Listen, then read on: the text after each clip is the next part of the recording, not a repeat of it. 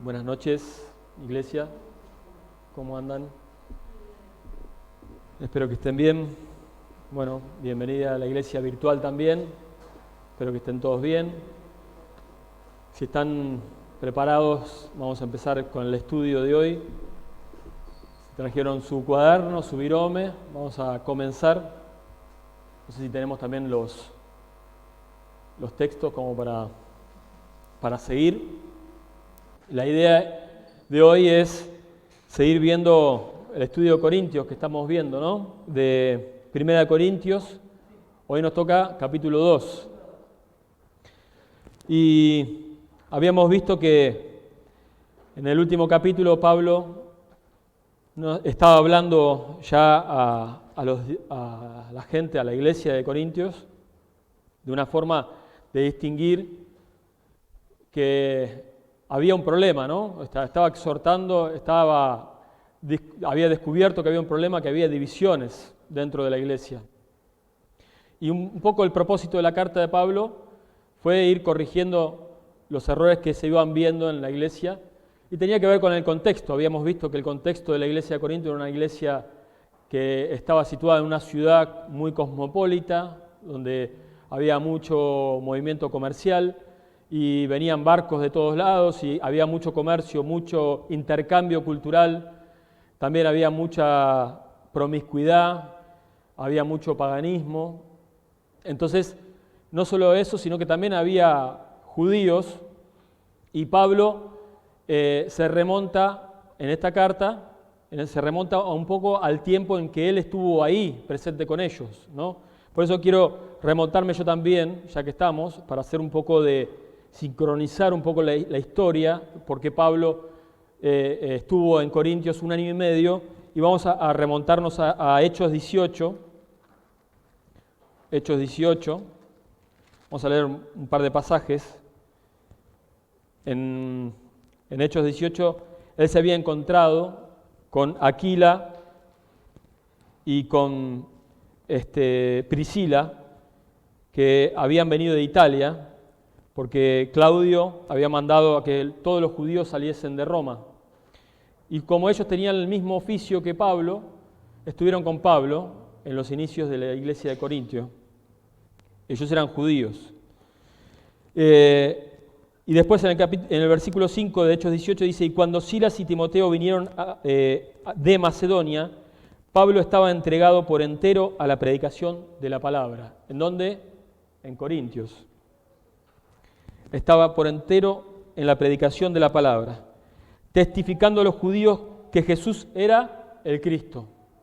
¿Sí? Ese era el testimonio. Entonces, dice, y saliendo de allí, en el versículo 7 dice, se fue a la casa de uno llamado Justo, temeroso de Dios, la cual estaba junto a la sinagoga.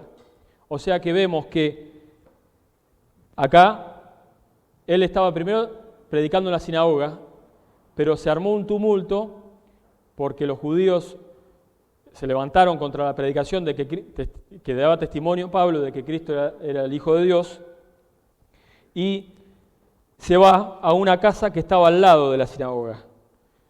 Y el Señor dijo a Pablo en visión de noche: no temas, sino habla y no calles. Entonces ese es el contexto en el que estuvo Pablo ahí. Y después en el versículo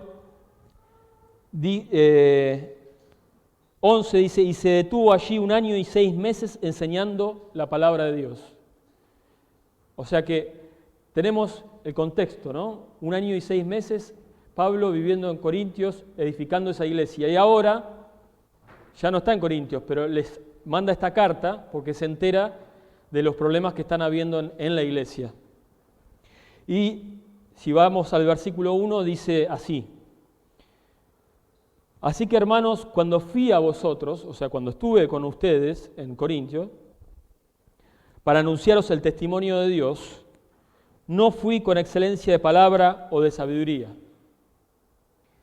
Y acá dice, ¿cómo fue? Fue 1 año y medio estuvo con ellos y predicando todo el tiempo la palabra, ¿no? Pero ¿cómo fue? Como testigo, no como un gran elocuente predicador. Resulta que en la iglesia de Corintio había mucho entusiasmo por escuchar oradores y argumentistas, personas que hoy podríamos llamarle conferencistas, coachings, personas que se la pasan hablando de cosas que tienen que ver con la sabiduría humana, ¿no?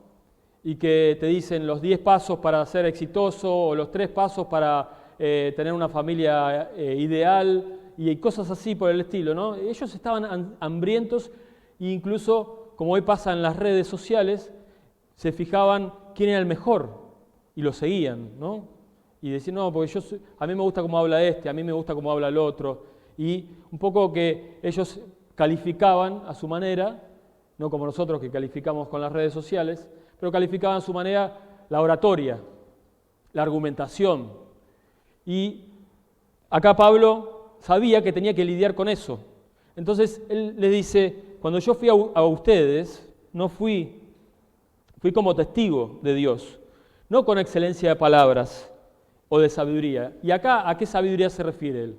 Justamente a la que hace mención antes, en el capítulo que dio Regis la semana pasada, de que los gentiles buscaban la sabiduría de este mundo, ¿no? En el versículo 22 del capítulo 1 que dio Regis la semana pasada decía, porque los judíos piden señales y los griegos buscan sabiduría. Pero la sabiduría de este mundo, la sabiduría de este mundo. Cuando hablamos de sabiduría de este mundo, de los príncipes, hablamos de las autoridades, de todos aquellos que vimos en Hechos que hablaban, que querían escucharlo a Pablo por curiosidad, como Herodes y todos los reyes, Agripa, todos los que sabemos que querían escucharlo, eran los reyes, las autoridades de este mundo, ¿no? Querían escuchar. Pero él no fue, él sabiendo que ellos deseaban eso y que eso había provocado divisiones en el medio, él les recuerda que cuando fue a ellos fue como un testigo de Dios nada más, sin palabras persuasivas. Hay una anécdota que dicen que había un rey franco se refiere al 500 después de Cristo, cuando estaban uniendo los diferentes reinos de Francia, que fueron unos misioneros a contarle la obra de Cristo y que mientras le contaban la historia de la cruz, el rey indignado agarra la empuñadura de la espada y la empieza a revolver y dice, si yo hubiera estado ahí, hubiera barrido con todos esos enemigos de Cristo, hubiera barrido con todos los del Calvario. Claro, porque la misma narrativa de los hechos no va al intelecto directamente, va al corazón.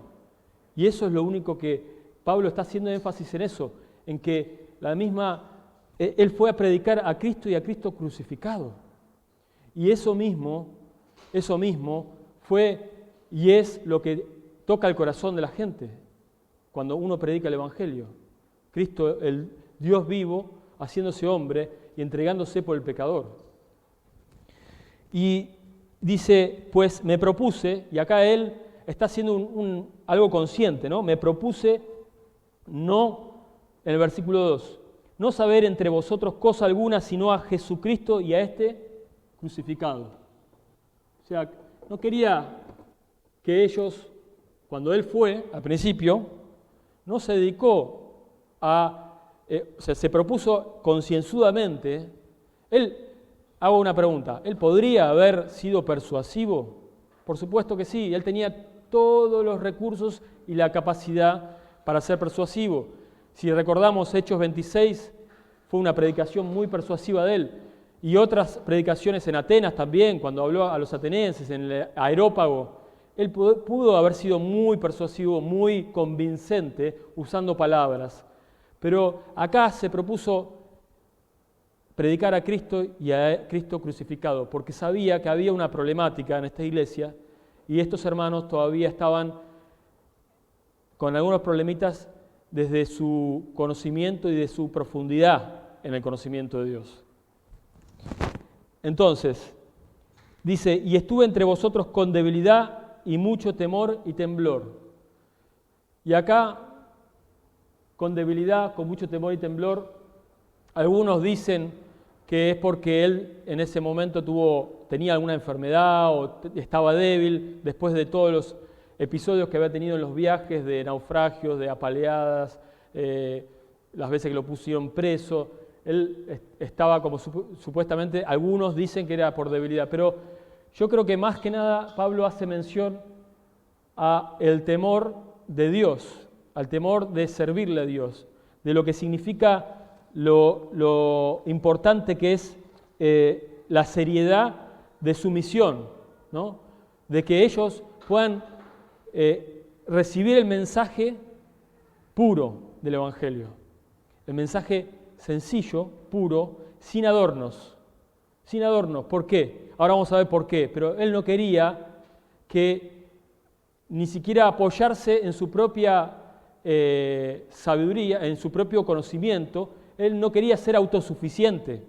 No quería ese engaño a uno mismo que le da cuando uno está seguro de lo que está haciendo. Porque él estaba predicando y siendo testigo de Dios, no de él. No se quería interponer en el medio de Dios y de los hombres.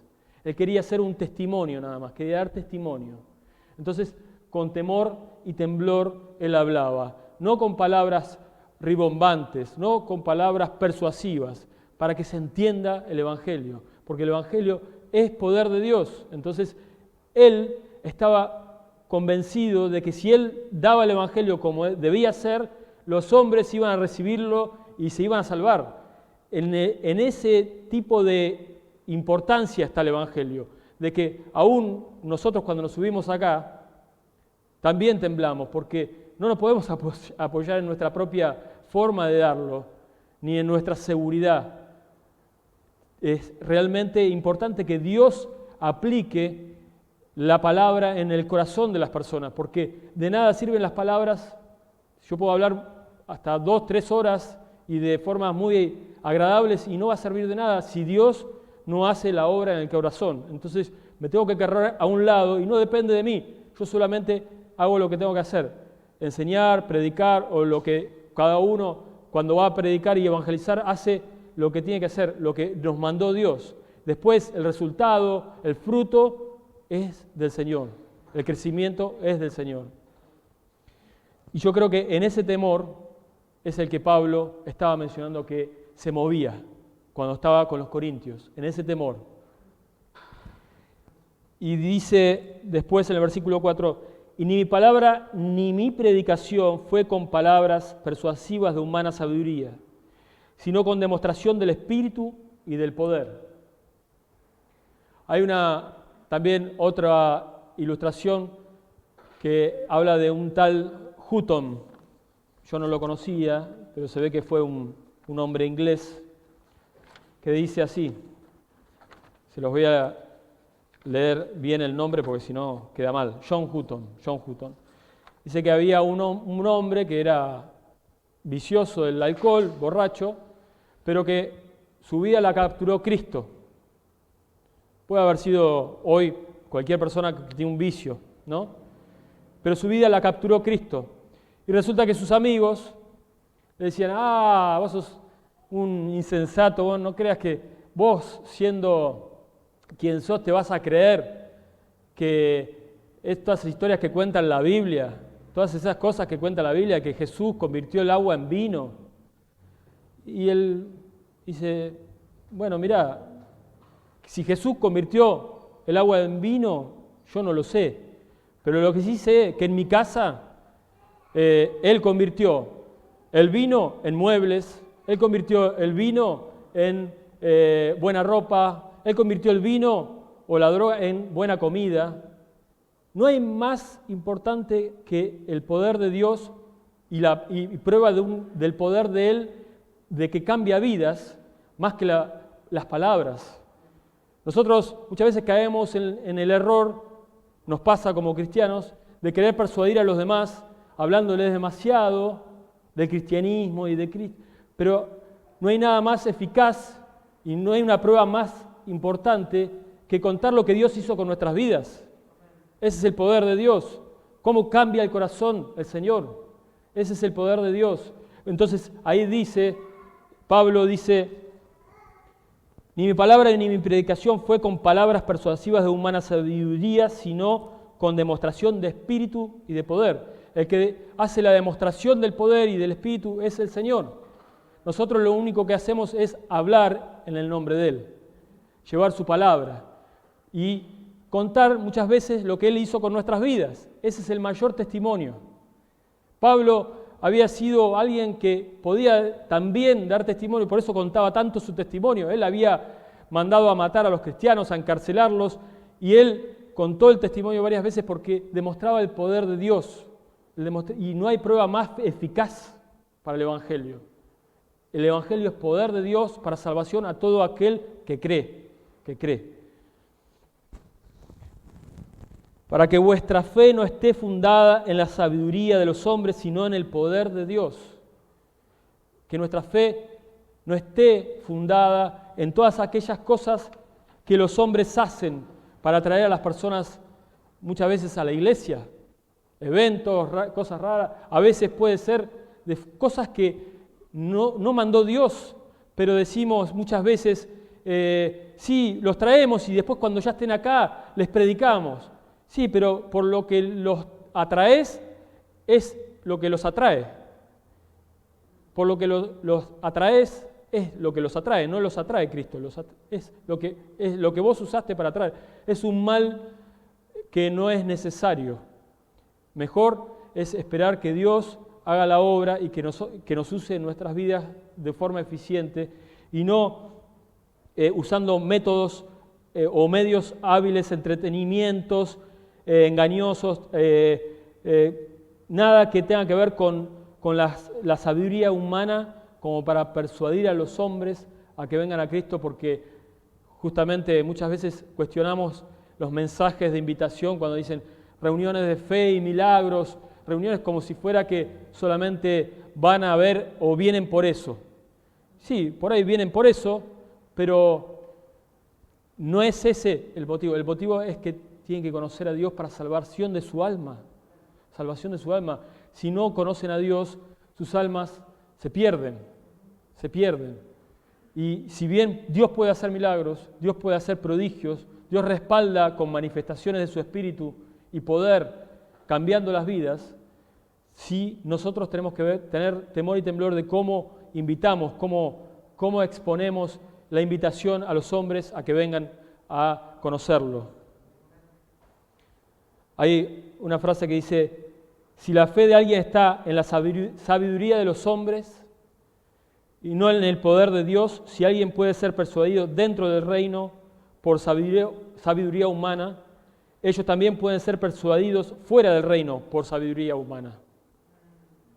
O sea, si alguien se persuade dentro del reino por la sabiduría humana, quizás por una predicación o unas palabras muy elocuentes, también puede ser que también sea seducido afuera del reino de la misma forma.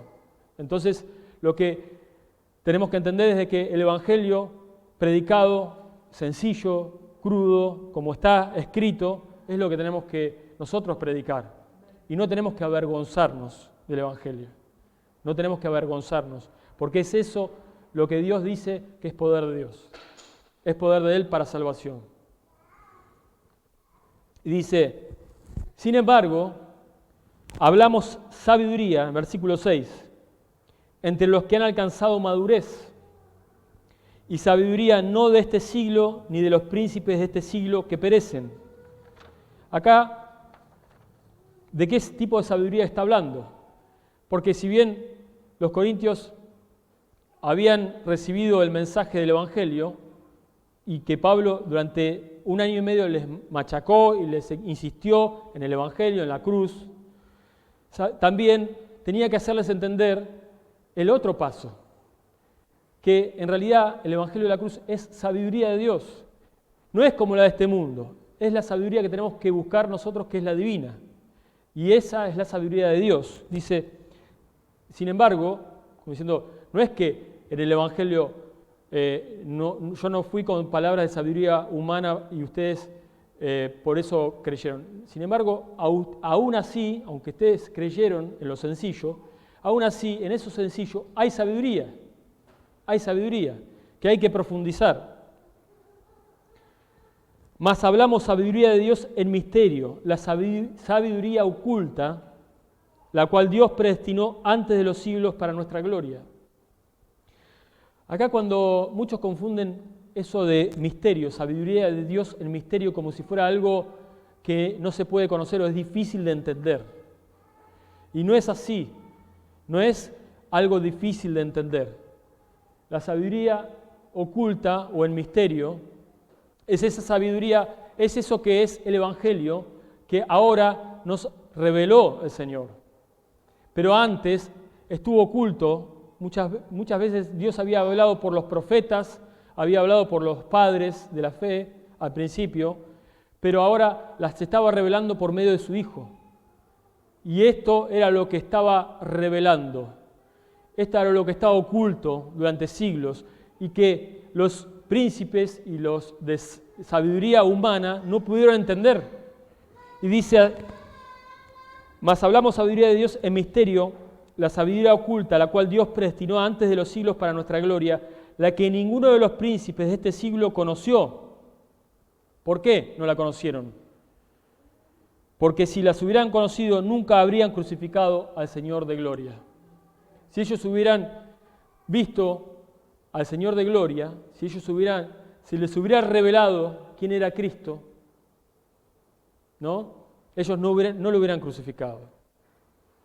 Por eso ellos no la conocieron, como tampoco la conoció el enemigo, porque la sabiduría de Dios trastorna este mundo. Es mucho más que este mundo, incluso que el enemigo, un ser creado por Dios. El enemigo no pudo descifrar, discernir lo que Dios estaba haciendo en la cruz del Calvario cuando Cristo fue a la cruz para pagar nuestros pecados. No se la esperaba. Por eso dice que lo despojó. Lo despojó. Despojó todos los poderes de este mundo. Entonces, vamos a leer esa parte de Colosenses 2:15 para poder entender bien esa sabiduría. 2:15. Dice, y despojando a los principados y a las potestades, los exhibió públicamente, triunfando sobre ellos en la cruz. ¿No? Esos son los poderes. Pero no solo habla de los espirituales, de esos poderes demoníacos, como nosotros conocemos y entendemos, sino de las autoridades también, de las personas. Porque ellos están influenciados muchas veces por ese poder, por eso no pueden ver al Rey de Gloria. No pueden ver al Rey de Gloria. Ahora, en la sabiduría de Dios, vamos a ver que en Isaías 64:4, si vamos a Isaías 64:4, vamos a ver que dice, ni nunca oyeron, ni oídos percibieron, ni ojo ha visto a Dios fuera de ti, que hiciese por él, que en él espera. Todo lo que es revelado por Dios no es algo que los ojos lo puedan ver, ni oídos puedan oír, naturales. O sea, el razonamiento, lo empírico de lo que el ojo puede observar o de lo que el oído puede oír y razonar, no tiene que ver con eso. Tiene que ver con lo que Dios revela, ¿no? Entonces dice, pero Dios nos la reveló a nosotros por el Espíritu, porque el Espíritu todo lo escudriña, aún lo profundo de Dios.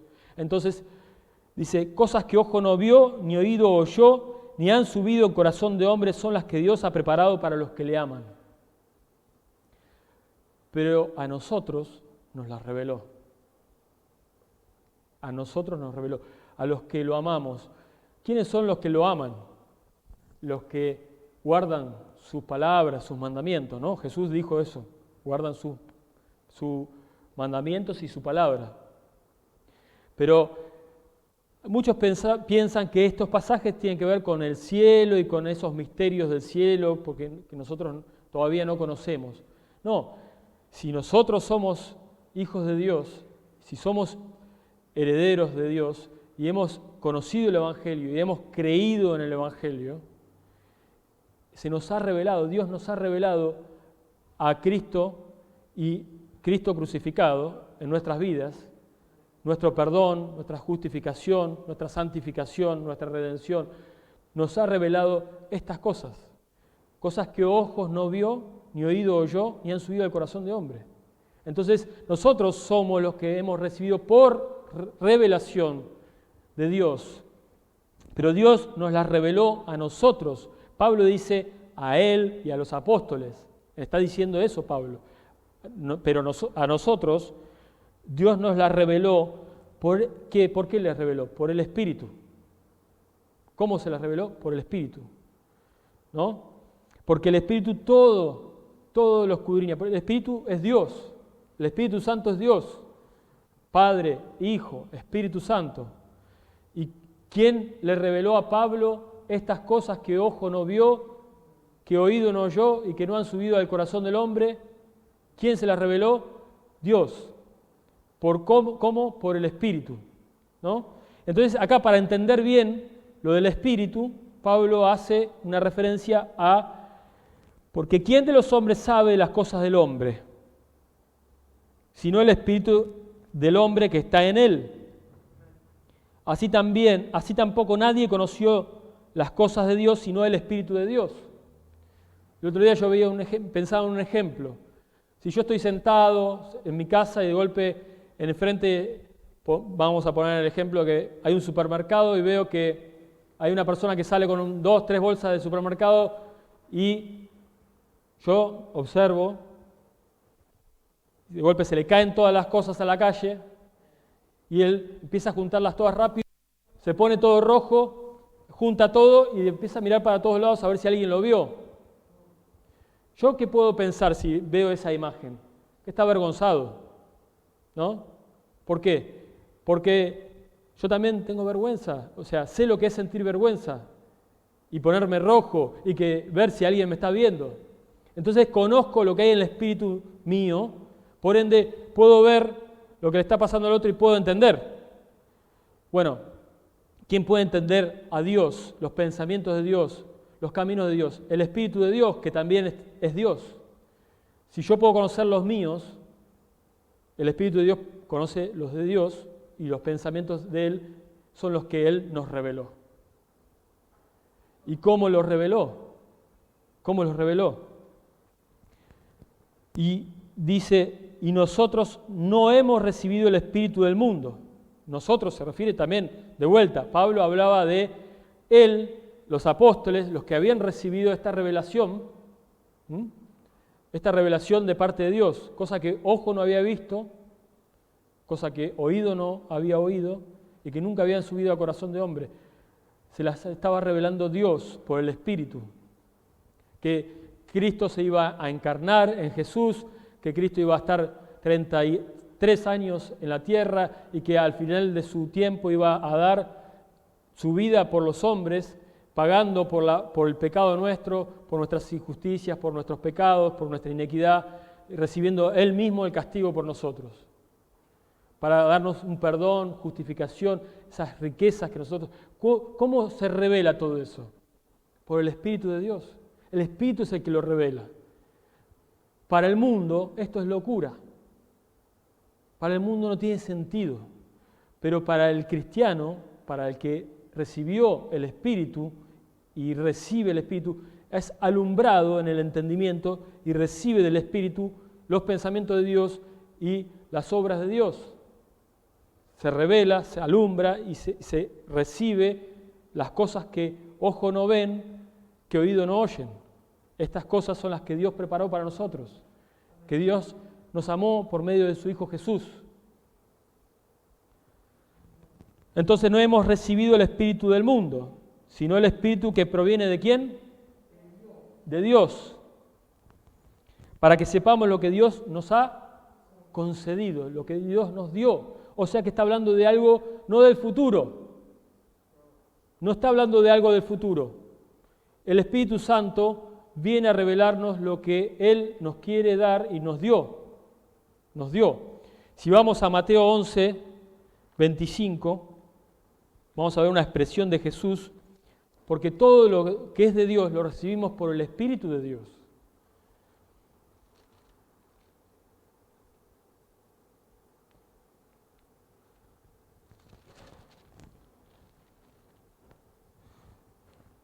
En aquel tiempo, y respondiendo Jesús dijo: Te alabo, Padre, Señor del cielo y de la tierra, porque escondiste estas cosas de los sabios y de los entendidos, los de la sabiduría de este mundo, y las revelaste a los niños.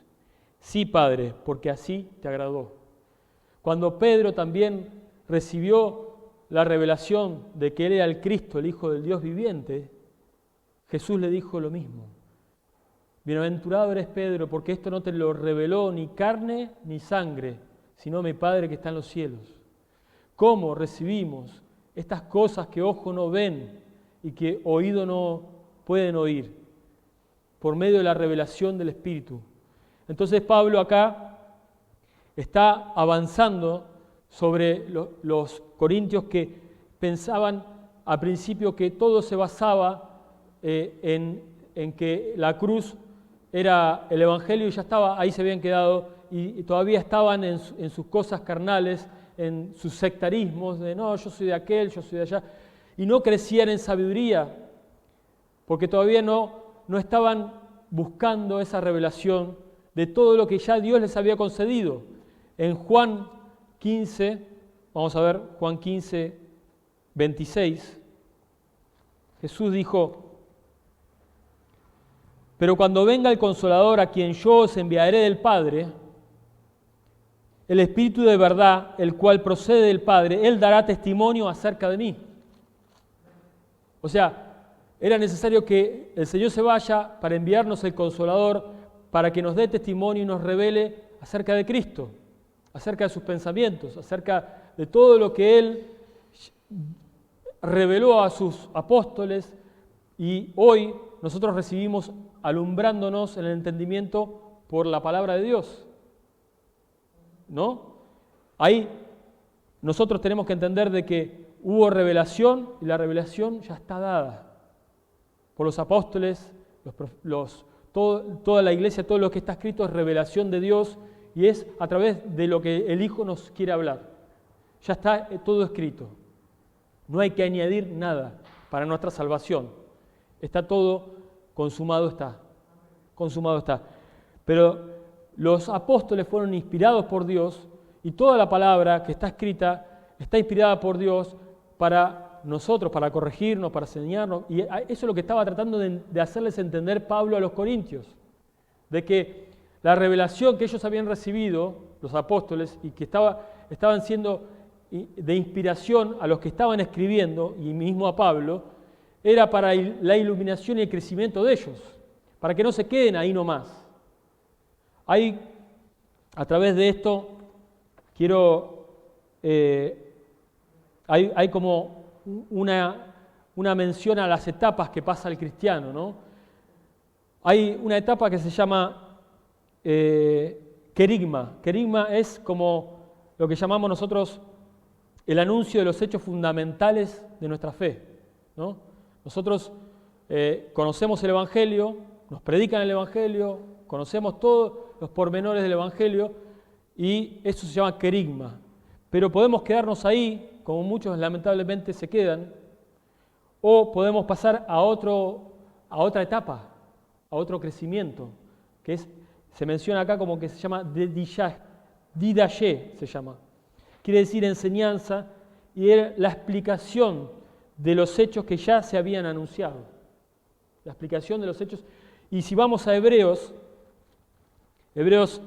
5 y 6, vamos a ver cómo también Pablo acá no, Hebreos no lo escribió Pablo, pero sí se menciona esto de la madurez en diferentes etapas, ¿no?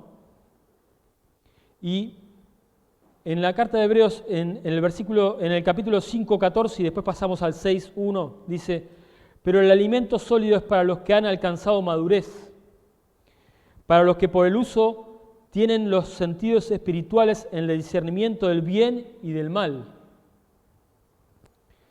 Por tanto, dejando ya los rudimentos de la doctrina de Cristo, querigma, los rudimentos de la doctrina de Cristo, dejando ya eso, vamos adelante a la perfección, no echando otra vez el fundamento del arrepentimiento de obras muertas, de la fe en Dios. O sea, acá lo que menciona es que hay otro estado que después es el que llama a Pablo a los corintios a ir por ese estado, que tiene que ir con el perfeccionamiento, ¿no? En Hebreos 10:14 dice, porque con una sola ofrenda hizo perfectos para siempre a los santificados. Ellos tenían que ser, o sea, los hizo perfectos, pero no se veían perfectos, todavía no era un hecho que ellos tenían en su experiencia eso. Entonces, lo que había hecho, los fundamentos ya estaban echados, pero ahora tenían que ir profundizando en ese crecimiento para ser cada día más a la imagen de Cristo. Y ese era el mensaje de Pablo, para que dejen los rudimentos y se extiendan a la sabiduría que venía de parte de Dios, ¿no? Andar en sabiduría de parte de Dios, y para ser ejercitados el discernimiento entre lo que es el bien y lo que está mal. Eso se va ejercitando con la práctica. A medida que uno es iluminado, alumbrado, va ejercitando los sentidos espirituales para poder ir discerniendo lo que está bien y lo que está mal, lo que viene de la carne, lo que viene del espíritu. Y esa sabiduría que viene de Dios nos ayuda en un montón de cosas, incluso en las pruebas. Cuando Santiago les hablaba en 1 Santiago a esa iglesia, les decía que pidan sabiduría, el que esté falto de sabiduría, pídala a Dios. Pero ellos estaban sumidos en pruebas y necesitaban la sabiduría de Dios para conocer lo que Dios ya les había concedido y poder perseverar en la fe, ¿no? Aún en persecución. Y volviendo a 1 Corintios, tenemos que, dice en el versículo 13, dice, lo cual también hablamos, no con palabras enseñadas por sabiduría humana, sino con las que enseña el Espíritu, acomodando lo espiritual a lo espiritual.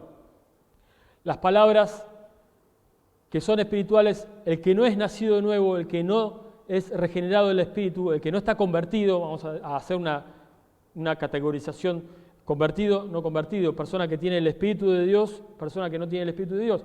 Para el que no tiene el Espíritu de Dios, las cosas de Dios son locura, ¿no? Dijimos que si no se las revela Dios, son locura. Pero para el que es cristiano, el que recibió el Espíritu y que recibe la iluminación, es sabiduría. Las cosas de Dios son sabiduría. Y le ayudan a vivir y andar en este mundo de la mano de Dios. Entonces, acomoda esas cosas espirituales para hablarle a los espirituales. Entonces, los que recibieron la inspiración escriben palabras espirituales para hablarle a los espirituales. Por eso muchos dicen que les cuesta, sin el Espíritu, entender la Biblia. Porque ¿cómo vas a poder leer la Biblia si no recibiste el Espíritu de Dios? La Biblia se lee con el Espíritu de Dios. No podemos interpretar ni entender si primeramente no hemos creído el Evangelio. Y querer hablarle a otra persona de cosas de Dios aún, o del perdón incluso. ¿Cuántas veces nos pasa que muchas veces le queremos decir a las personas que no están convertidas que perdonen? Porque ¿cómo van a perdonar si todavía no tienen el Espíritu de Dios? ¿Cómo van a entender que tienen que perdonar? Si primero tienen que conocer el Evangelio, primero se tienen que convertir, primero tienen que recibir esa revelación de parte de Dios. Dice, pero el hombre natural no percibe las cosas que son del Espíritu de Dios. Acá está haciendo una diferenciación. El hombre natural es como la psique del hombre, es como el que busca lo natural, no existe lo espiritual. Para él no existe otra cosa que estar llevándose por los deseos y los instintos más bajos o por los deseos del alimento, el vestir, las preocupaciones de este mundo, ¿no? Él anda arrastrado por sus deseos y nada más. No puede discernir las cosas espirituales, pero es como decirle a un muerto que, o vamos a poner un ejemplo más práctico, es como poner de juez o de un jurado de un concierto musical a un sordo. ¿Cómo puede ser jurado de un concierto musical si no puede oír? Bueno, en ese sentido, un hombre natural no percibe las cosas que son del Espíritu de Dios. Es necesario que nazca de nuevo, es necesario la revelación del Espíritu. Porque para él son locura y no las puede entender porque se han de discernir espiritualmente. Las cosas de Dios se disciernen espiritualmente porque el lenguaje y las palabras de Dios son espirituales. Son espirituales y son los pensamientos que Dios reveló de sí a los apóstoles y que inspiraron las Escrituras para que nosotros podamos conocer lo que Dios nos concedió. Para que nosotros podamos ser alumbrados y el Espíritu Santo, el Consolador, nos revele lo que Cristo nos concedió a través de su muerte y su resurrección. Ese acercamiento a Dios que hoy tenemos, esa libertad que hoy tenemos cuando decimos tenemos libertad, es por conocer la verdad. Y la verdad es que Cristo vino a rescatarnos, a limpiarnos y a salvarnos de nuestra vana manera de vivir. Porque estábamos perdidos en nuestros delitos y pecados, éramos enemigos de Dios. Enemigos de Dios. Y ahora vino el Señor a revelarnos por su Espíritu que Él nos concedió perdón. Que Él murió por aquel pecador que se arrepiente y que se rinde delante de Él y lo toma a Él como Señor y Salvador de su vida. El que cree en su obra. Dice, en cambio, el espiritual juzga todas las cosas, pero Él no es juzgado de nadie. Y cuando hablamos de esto, no estamos hablando de juzgar como de crítica. Acá, esta es una misma carta que está cuestionando y criticando un poco en son de crítica a los corintios. ¿Por qué? Porque los cristianos tenemos nuestros errores, pero a la luz de lo que nos fue revelado en Cristo Jesús, nosotros ahora vamos y entendemos, tenemos un discernimiento de qué es lo que viene de la carne y qué es lo que viene del Espíritu. El hombre natural no puede juzgar, no nos puede juzgar porque no sabe lo que está pasando adentro de acuerdo a la revelación que nosotros recibimos de Dios. Hay una lucha y un discernimiento que ahora tenemos para discernir lo que viene del mal y del bien, o de la carne, no solamente cuando hablo de discernir entre lo bueno y lo malo de otros, porque muchas veces nos ponemos a decir, no, porque él está en la carne, o el otro está en la carne, mira lo que hace. No, sino de nosotros mismos. El discernimiento de nuestros propios pensamientos, el Espíritu Santo nos revela cuando estamos nosotros, cuando lo que nos está pasando a nosotros en nuestro corazón viene de la carne o viene del Espíritu. La sabiduría divina nos alumbra para entender lo que viene del Espíritu, lo que viene de la carne. Por eso tenemos que crecer y profundizar en la sabiduría de Dios y seguir creciendo a la medida de la estatura de Cristo. Dice, porque ¿quién conoció la mente del Señor? ¿Quién la instruirá? Mas nosotros tenemos la mente de Cristo. Y acá se podría traducir como el entendimiento de Cristo. El entendimiento de Cristo, ¿no? ¿Por qué? Porque Cristo reveló sus pensamientos a nosotros por medio de los profetas, de su palabra también, lo que está escrito. Entonces, tenemos ahora escrito, y su Espíritu nos revela los pensamientos. El Consolador viene a revelarnos los pensamientos de Cristo. Tenemos la mente de Él. ¿Por qué? Porque el Espíritu es el que escudriña lo profundo de Él y nos revela a nosotros. Él está en cada uno de nosotros. Recibimos el Espíritu no de este mundo, sino el Espíritu que vino de Él. Lo recibimos ¿por qué? Por la fe, porque hemos creído en Él. Y si creíste en Él, tenés el Espíritu de Dios. Y si tenés el Espíritu de Dios, no podés ser lo mismo que eras antes de convertido. Tenés un nuevo discernimiento, tenés ahora un discernimiento entre lo que está bien y lo que está mal. Por eso dice que nosotros, dice el cambio, juzga todas las cosas, miramos todo con discernimiento. Acá la palabra juzgamos se refiere al discernimiento, Ahora miramos todo a los ojos con el entendimiento de Cristo, con los pensamientos de Cristo, porque tenemos su palabra escrita y Él nos habla a través de su palabra. Amén.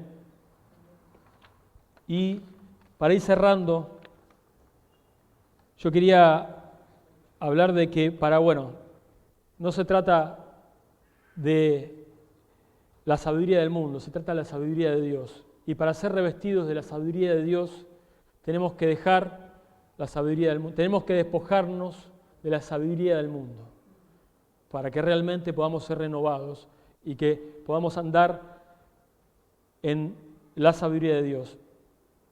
Pablo se estaba mostrando como un ejemplo personal, él, de andar en la sabiduría de Dios, basándose solo en la cruz de Cristo. Yo te pregunto, ¿estás buscando la sabiduría de Dios? ¿O estás buscando la sabiduría del mundo? Las ideologías, los pensamientos de este mundo, ¿te están influyendo más que la sabiduría de Dios y lo que Dios reveló en su palabra? Bueno, yo te cuento que si buscamos la sabiduría de Dios, no solo es lo que Dios quiere, sino que glorifica a Dios. Vamos a servirle a Dios con más excelencia. Vamos a enfrentar la oposición. Vamos a enfrentarla y vamos a poder pasar por la oposición de todas esas ideas y errores que vienen en contra de la vida del Espíritu. La vida esa que estamos mencionando últimamente, que Gustavo dice que recibimos y que hay obstáculos que obstruyen esa vida del Espíritu. Vamos a enseñar y a exhortar a los hermanos con esa sabiduría. Vamos a pasar las pruebas, como les mencionaba en Santiago, que Santiago les hablaba a los hermanos diciendo que pidan sabiduría. Si están faltos de sabiduría, pídanla a Dios. Y para nuestra buena conducta y obra, para andar con diligencia, tenemos que anhelar la sabiduría de Dios. Andar con diligencia, aprovechando bien el tiempo, ¿no? Andar con sabiduría. Nuestro andar tiene que ser un andar que sea agradable a Dios, en sabiduría. Y creo que los corintios estaban en este momento pasando de los fundamentos que habían recibido del Evangelio. Ahora Pablo los estaba exhortando que se animen a buscar de la sabiduría que viene de Dios.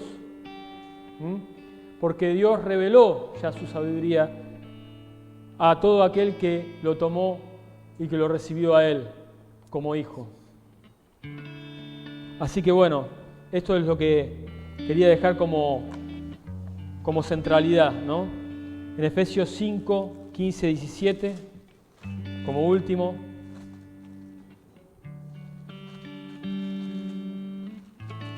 Dice: mirad pues con diligencia cómo andéis, no como necios, sino como sabios, aprovechando bien el tiempo, porque los días son malos. Por tanto, no seáis insensatos, sino entendidos de cuál sea la voluntad de Dios. Por tanto, no seáis insensatos, no os embriaguéis con vino, en lo cual hay disolución, antes bien sed llenos del Espíritu. Y eso es lo que nosotros hoy queremos recibir, el Espíritu de Él. Pero hay más, es algo que se renueva porque es vida. No nos alcanza lo que recibimos ayer, es vida de Dios y tenemos que hacer que fluya y corra. Gustavo está hablando de que para que fluya tenemos que nadar en ese río, en esa vida, en ese río de vida. No alcanza con ir hasta los tobillos ni hasta las rodillas. Tenemos que nadar en ese río de vida y tenemos que ser llenos del Espíritu continuamente para poder ser renovados, para poder tener entendimiento. Tenemos la mente de Cristo. Estamos buscando sabiduría. Tenemos el entendimiento de Cristo. Busquémoslo en su palabra. Amén. Damos gracias y oramos. Señor de los cielos, te damos gracias por tu palabra.